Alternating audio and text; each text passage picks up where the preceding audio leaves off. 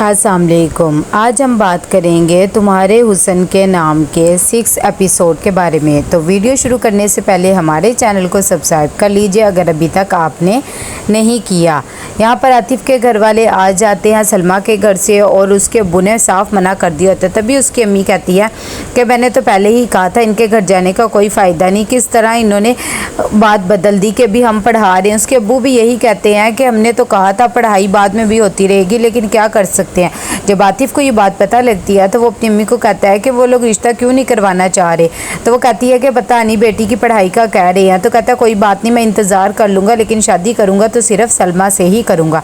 यहाँ पर सलमा कॉलेज में आती है, तभी सब देखती है कि तैयारियाँ वगैरह हो रही हैं इनके कॉलेज में। मुशायरा होने वाला होता है शायरी का। तभी जब वो देखती है कि हयात साहब को बुलाया तो वो बहुत ज़्यादा खुश हो जाती है, क्योंकि वो उसके आइडल होते हैं। यहाँ पर उनके सर आते हैं और सबको क्लास दे रहे होते हैं और बच्चों को बता रहे होते हैं कि हम किस तरह अपने मुल्क की खिदमत कर सकते हैं। सलमा जब घर आती है तो उसके हाथ में एक पेंटिंग होती है जो सिकंदर ने उसे दी होती है। जैसे ही वो उसे खोलती है तो देखती ही रह जाती है, क्योंकि उस पेंटिंग में सिकंदर ने उसकी आंखें बना के दी होती है। उसे वो बहुत ज़्यादा पेंटिंग पसंद आती है और बहुत खुश हो जाती है। यहाँ पर आती बहुत ज़्यादा परेशान होता है और उसे वो सब बातें याद आ रही होती हैं जो उसकी अम्मी ने कही होती है। और वो कहता है कि मैं शादी करूँगा तो सिर्फ सलमा से ही करूँगा, चाहे मुझे उसके लिए इंतज़ार करना पड़े, लेकिन मैं किसी और से नहीं करूँगा। यहाँ पर मुशायरे वाला दिन आ जाता है और सब स्टूडेंट बहुत ज़्यादा खुश होते हैं।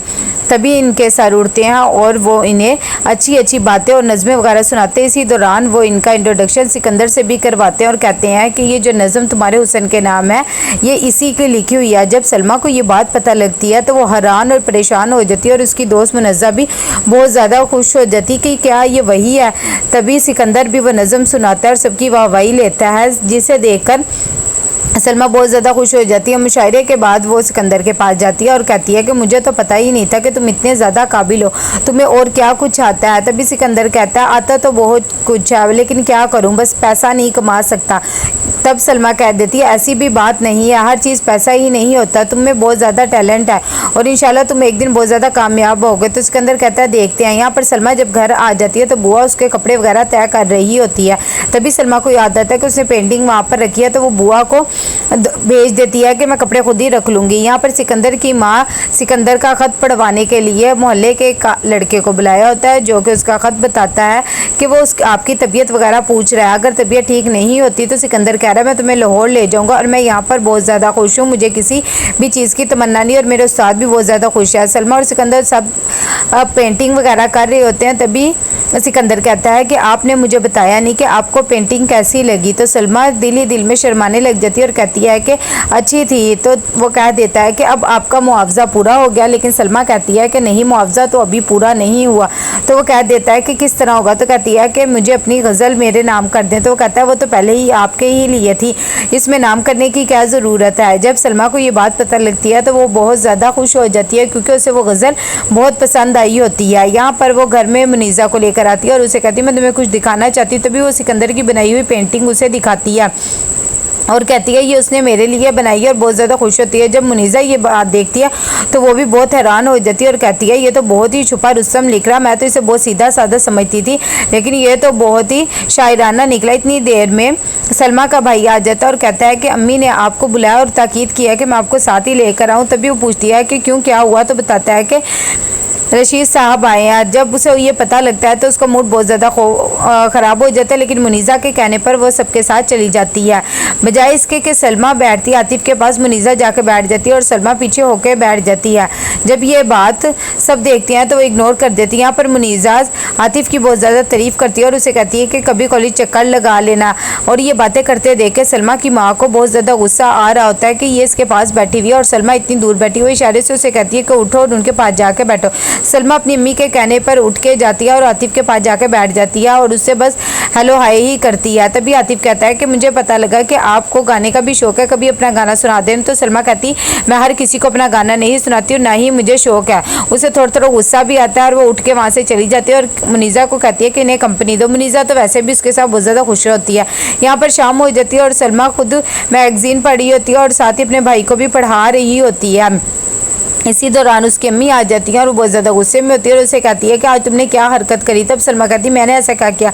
तो उसकी अम्मी कहती मुनीज़ा को तुमने उसके पास बैठा दिया, तुम खुद क्यों नहीं बैठे। तो सलमा कह देती है मुझे ऐसे छुछोरे इंसान के साथ बैठने की कोई ज़रूरत नहीं है, वैसे भी आपको पता है मुझे बिल्कुल नहीं पसंद। तो उसकी अम्मी कहती है ये तो तुहीन है और ये बहुत बुरी बात है, तुम्हें जितना कहा जाए उतना किया करो। तब सलमा खामोश हो जाती है। सुबह को जब कॉलेज जाती है तो सलमा और मुनीज़ा बैठे हुए होते हैं।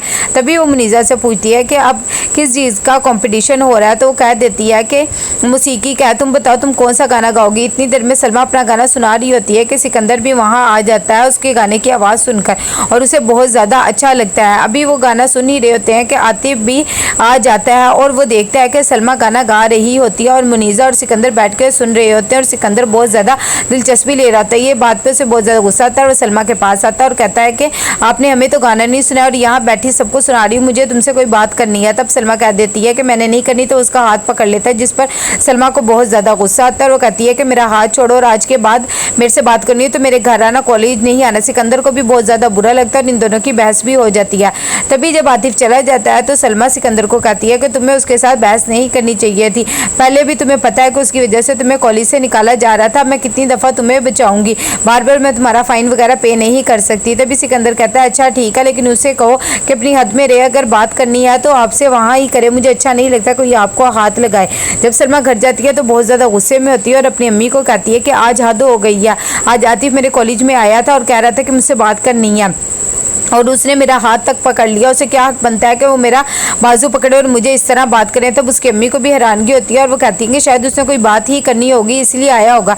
तो सलमा बहुत ज़्यादा गुस्से में होती है और वो कहती है कि अगर बात करनी थी तो घर आए, मैं तो वैसे घर भी उसे बात करने की कायल नहीं हूँ, लेकिन उसने जो हरकत की है मुझे बहुत ज़्यादा गुस्सा आया। आप उसके घर में फ़ोन करें और बताएं कि आज के बाद उसने अगर ऐसी हरकत की तो मुझसे बुरा कुछ नहीं होगा। यहाँ पर आतिफ की अम्मी बैठी हुई होती है कि आतिफ आ जाता है और उसे बहुत ज़्यादा गुस्सा आया हुआ होता है। तो उसकी अम्मी पूछती है कि क्या हुआ। तो कहता है आज मैं कॉलेज गया था, सलमा गाना सुना रही थी और वहाँ पर एक लफंडर लड़का भी बैठा था, मुझे लगता है उन दोनों का अफेयर चल रहा है। जब ये बात उसकी माँ को पता लगती है तो उसे बहुत ज़्यादा हैरानगी होती है।